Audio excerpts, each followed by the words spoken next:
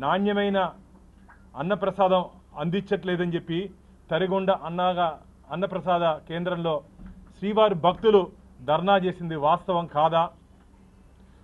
పవిత్రమైన లడ్డు మిత్రులారా, తిరుమల క్షేత్రానికి వచ్చిన తర్వాత స్వామివారి దర్శనమైన తర్వాత అందరూ దర్శనం అయినా కాకపోయినా అఖిలాండం దగ్గర మొక్కులు తీసుకొని స్వామివారి ప్రసాదం తీసుకొని అత్యంత పవిత్రంగా శ్రీవారి లడ్డుని భావిస్తారు. సాక్షాత్తు వెంకటేశ్వర స్వామి ప్రతిమగా శ్రీవారి లడ్డుని భావిస్తారు. అలాంటి లడ్డు నాణ్యత ఉద్దేశపూర్వకంగా మీరు అక్కడ సరఫరా అవుతున్నటువంటి నెయ్యిలో నాణ్యత లేకుండా మీరు ఎందుకు కాంప్రమైజ్ అయ్యారు? ఎవరి కోసం రాజీ పడ్డారు? ఎందుకోసం రాజీ పడ్డారు? కమిషన్ల కోసమా?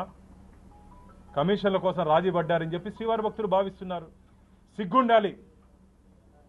మాట్లాడతారు కరుణాకర్ రెడ్డి గారు, అవాస్తవాలు మాట్లాడుతున్నామంట. కమిషన్లు తీసుకునే చైర్మన్కి స్వామివారి గురించి కానీ శ్రీవారి గురించి కానీ మాట్లాడే నైతిక హక్కు కోల్పోయాడు కరుణాకర్ రెడ్డి అని చెప్పి భారతీయ జనతా పార్టీ భావిస్తోంది.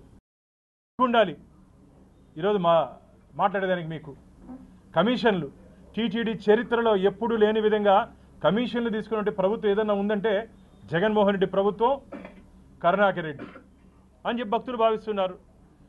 మేము మాట్లాడితే మా మీద ఒక నెల రోజులు ప్రెస్ మీట్లు పెట్టించారు. వాళ్ళకి నెల రోజులు బాను అది చేసినాడు ఇది చేసినాడు. నీకు చేతనైతే నిరూపించుకోవాలి. నువ్వు ధర్మకర్తల మండలి అధ్యక్షులుగా ఉన్నావు, నీ చేతిలో పోలీస్ అధికారం ఉన్నింది, నీ చేతిలో విజిలెన్స్ ఉన్నింది. ఎవరినతో మాట్లాడితే వాళ్ళ మీద ఎదురుదాడి చేసేది. అందుకనే ఆంధ్రప్రదేశ్ ప్రజల ఆగ్రహంతో పాటు భగవంతుడి ఆగ్రహం, వెంకటేశ్వర స్వామి ఆగ్రహంతోనే 151 నుంచి 11 స్థానాలకు పడిపోయారు మీరు. 11 స్థానాలకి.